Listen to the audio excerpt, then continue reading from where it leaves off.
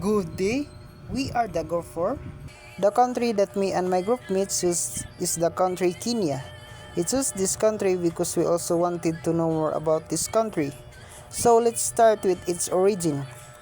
Kenya is named after Mount Kenya, the second tallest mountain in Africa. The Kikuyu people who live around present-day Mount Kenya referred to it as Kirinyaga or Kirinyaga, meaning mountain of wetness because of its snow-capped peak. Mount Kirinyaga, which was the main landmark, became synonymous with the territory the British later claimed as their colony. The name Kenya arose out of inability of the British to pronounce Kirinyaga correctly.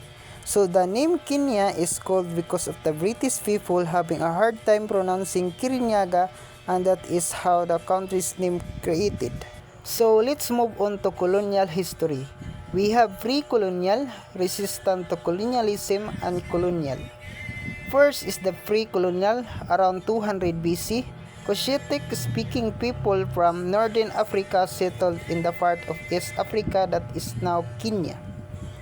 By the 1st century AD, the Kenya coast was frequented by Arab traders who, due to Kenya's proximity to the Arabian Peninsula, established Arab and Persian colonies there. The Nilotic and Bantu people also moved into the region during the first millennium AD and settled inland. The arrival of Nilotic and Bantu-speaking peoples further diversified the population. The Nilotic groups, known for their cattle herding and agricultural practices, settled in various parts of the interior, while the Bantu people brought advanced agricultural techniques and ironworking skill. This combination of different cultures contributed to the rich tapestry of languages, traditions, and economic practices in Kenya. The next is resistance to colonialism. In 1942, members of the Kikuyu, Imbo, Meru, and Kamba tribes took an oath of unity and secrecy to fight for freedom for British rule. The Mau Mau movement began with that oath and embarked on its long hard road to national sovereignty. In 1953, Jomo Kenyatta was charged with directing the Mau Mau and sentenced to 7 years imprisonment. Another freedom fighter, Dinan Kimutai, was arrested in 1956 for his role in the Mau Mau uprising as one of the leaders of the struggle for independence and was subsequently hanged by the colonialists. The Mau Mau movement started when Kenyan tribes joined together in secret to fight against British control. Jomo Kenyatta and Didan Kimutai were the leaders. Kenyatta was jailed, and Kimutai was later captured and killed. Though the British tried to stop them, the Mau Mau helped lead Kenya towards independence in 1963.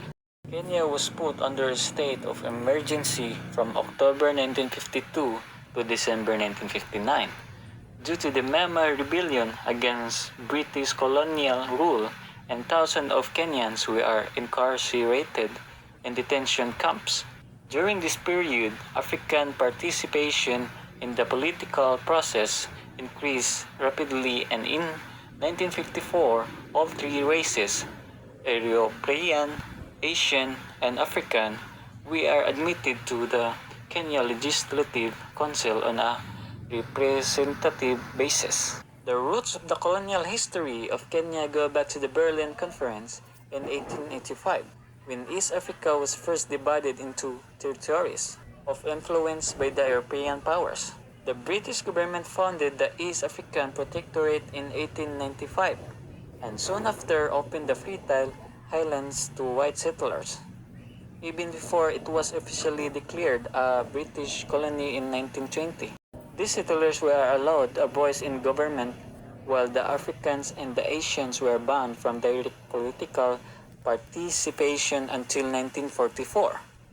During this period, thousands of Indians were brought into the Kenya to work on the building the Kenya-Uganda railway line, and subsequently settled there, whilst inviting many of their kind and kin, who are mainly traders from India, to join them. Kenya's colonial history began at the 1885 Berlin Conference when European powers divided East Africa. In 1895, the British established the East African Protectorate, allowing white settlers to participate in government while excluding Africans and Asians until 1944. Many Indians came to build the Kenya-Uganda Railway and later invited their relatives to settle, leading to other barriers population that shaped Kenya's colonial experience and the future struggle for independence. Key events of Kenya. 1895, Kenya declared a British protectorate. 1896 to 1901, building of the Uganda Railway from Mombasa to Lake Victoria. British conquest of Kenya. 1903 to 1914, settlers began to acquire land in the highlands. Eviction of Maasai and Kikuyu. 1914 to 18, thousands of Kenyans scripted into World War I campaign against the Germans in Tanganyika. 1939 to 45, thousands of Kenyans fought in World War II as far afield as Burma. 1944, formation of the Kenya African Union or KEU. 1946, Jomo Kenyatta returned from England, having left Kenya in 1931, became president of KEU in the following year. 1952, state of emergency declared, start of the Mau Mau uprising, Kenyatta arrested, tried, imprisoned. 1960, formation of Kenya African National Union, KANU, and Kenya African Democratic Union. 1961, Kenyatta released from prison and became president of KANU. 1963, independence achieved on 12 December with Kenyatta at first prime minister. 1964, Kenya became a republic with Kenyatta at first. President Kado dissolved itself. 1978, death of Kenyatta, Daniel Arap Moi becomes second president. 1989, tea overtook coffee as Kenya's main export earner. 1992, first national multi-party election since independence. Moi and Kano defeated divided rivals. 1997, second national multi-party elections preceded by widespread violence in which many people died. Daniel Arap Moi won. Socio-economic challenges: population growth, poverty, urbanization, natural resources, and the environment. The population of Kenya is projected to increase to 33.3 million by 2003 and 34.6 million by 2005. The projections assume moderate decline in fertility and death rates and also take into account the AIDS epidemic. Despite a remarkable decrease over the past decade, Kenya's annual population growth rate is still one of the highest in the world at 2.6%.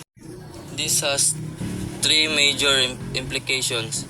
Firstly, over 50% of the population is less than 15 years of age, which means that the economy has to support a large and growing number of young people. Secondly, population growth rates in densely populated regions have led to rural-urban migration.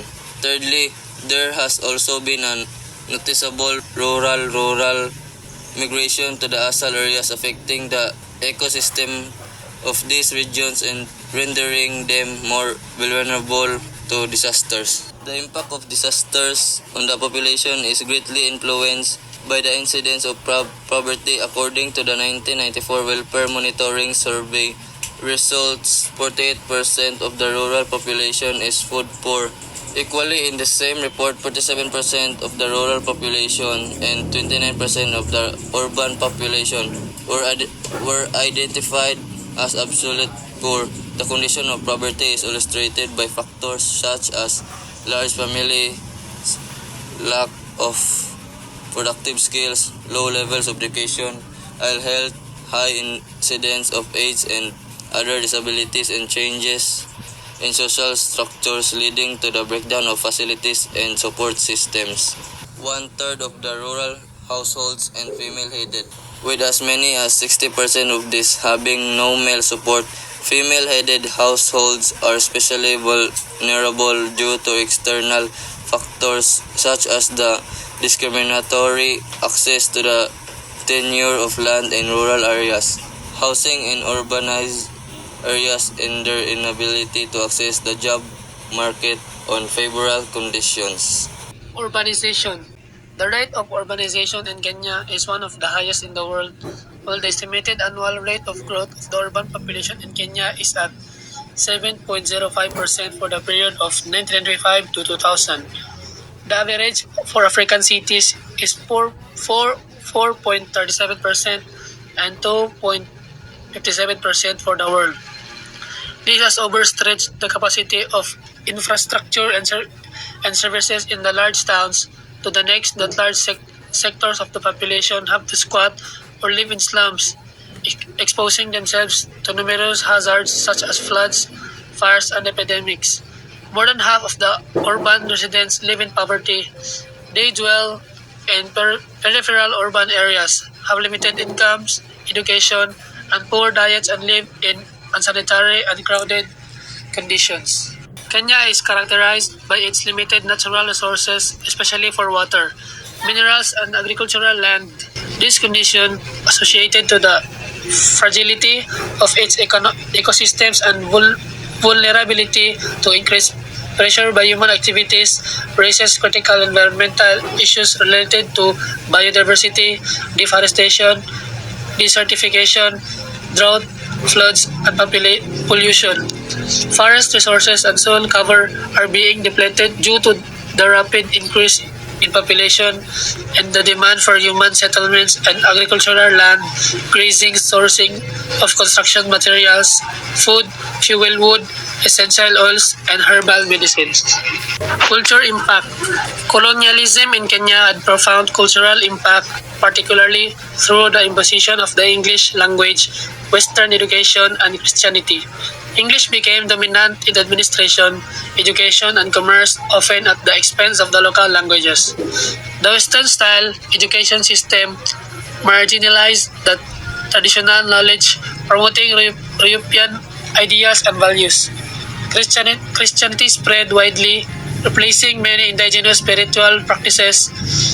Colonial rule also disrupted traditional social structures, creating new identities and inter-ethnic tensions.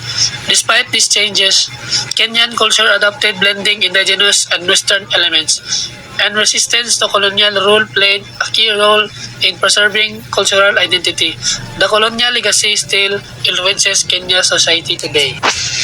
Asante sana. In Kenya, it means thank you very much. And that's all from Group 2, ma'am. Thank you.